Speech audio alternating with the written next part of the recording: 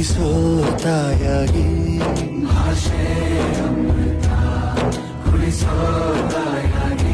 ಭವಿಷ್ಯ ಬರೆವಂತ ತಂದೆನೂ ಆಗಿ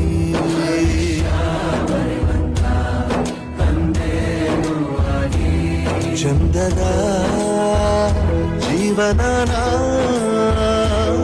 ನೀಡಿರೋ ಗುರುಗಳು ನಮ್ಮ ಗುರುಗಳು.